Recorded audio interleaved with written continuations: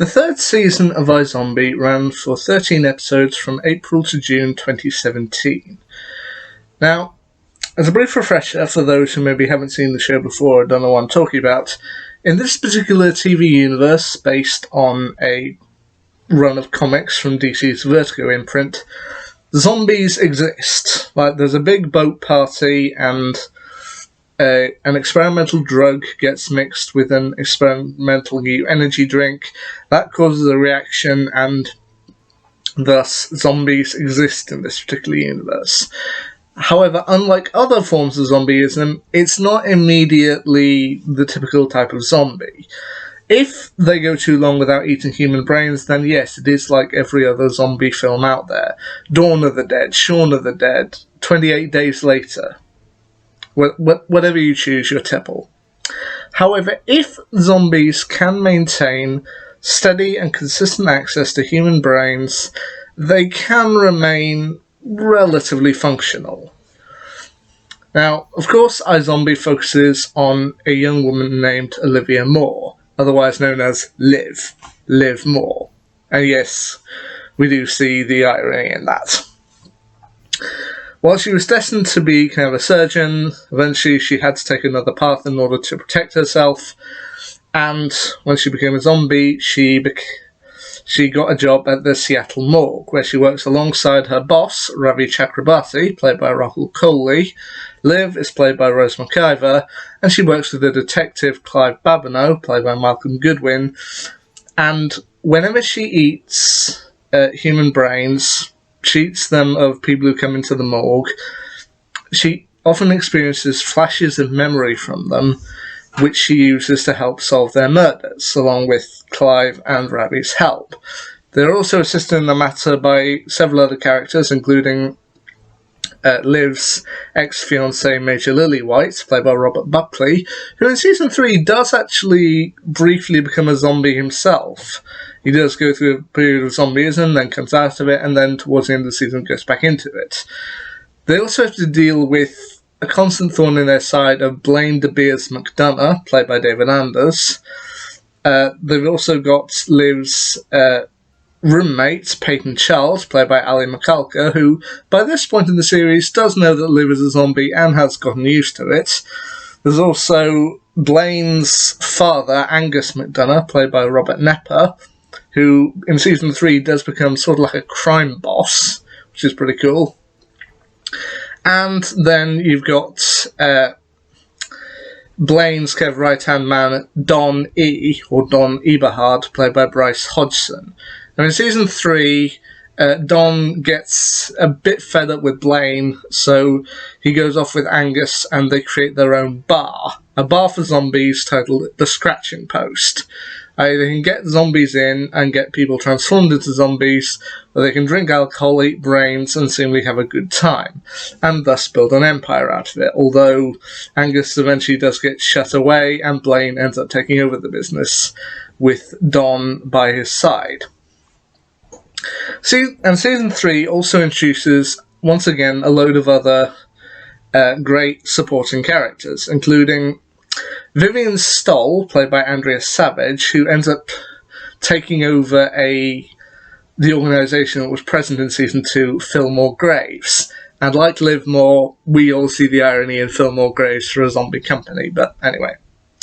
She ends up taking over the company, and they plan to kind of create a zombie island, a zombie utopia where zombies can live free from human judgment and just ultimately live in peace with the rest of society. There's also Justin Bell, played by Tongai Chirisa, a name I've almost certainly butchered, I apologise, who is a soldier for Fillmore Graves and briefly ends up dating Liv. Chase Graves, who was Fillmore Graves' son, played by Jason Dohring, who eventually ends up taking over the company when Vivian is killed. There's also Floyd Baracus, a politician who hopes to become mayor, played by Kurt Evans. A zombie mayor in Seattle. Huh? There you get there. And you've also got an anti-zombie extremist named Harley Johns, played by Andrew Caldwell. Now, he is vehemently anti-zombies, namely because of the fact they killed his brother. And so he wants to kind of announce to the world, announce to Seattle, that zombies exist, and he wants to essentially kill them. With it being assumed throughout most of the series, or most of this season at least, that he was the one who ended up killing a certain family who were thought to be zombies. Now, of course, the main difference between this and other seasons is that Clive this time knows that Liv is a zombie. Like, in previous seasons, it was he thought that she was like a psychic, or she got burst of memory, which he assumed was from psychic powers. This time, he knows that she's a zombie. And it takes a little while for him to get used to, but he eventually does have to do so. And once again, they end up solving a lot of crimes together, including the death of a father and daughter who were seemingly killed in what was supposedly a hit and run, but it soon found out has much darker things to it. The murder of a yoga instructor, the calculated murder of an office gossip, the murder of a dominatrix, a preschool teacher, an internet stuntman who seemingly went one step too far, the murder of a dungeon master, and the murder of Ravi's old boss, who it turns out was a bit of a pleasure addict. But then, ultimately, things end up wrapping up with, I think, a rather interesting storyline right at the end of the season. And sadly, in the 2022 world, or rather from 2020 to 2022, it does link a little bit too hard.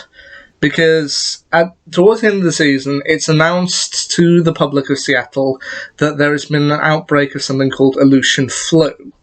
And people have to go and get vaccinated. Which, okay, that's kind of a view enough. But then it's revealed that the vaccines have been infected with zombie blood. And that anyone who has taken a vaccination against the Aleutian flu is now effectively a zombie. And with Floyd Baracus having now just been nominated mayor, he announces to them that he wants to kind of redo Seattle and make it a zombie paradise. And while Harley Johns had, upon becoming a zombie, blown himself up, essentially done a suicide bombing at a zombie party, which was supposed to be a farewell party for Major, having left Fillmore Graves, where he worked. Floyd Baracus announces that he wants to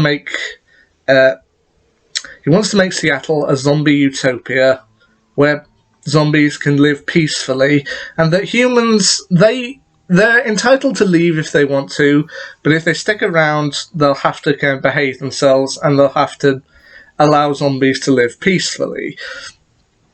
And, well, Liv and Clive pretty much know that this is bad.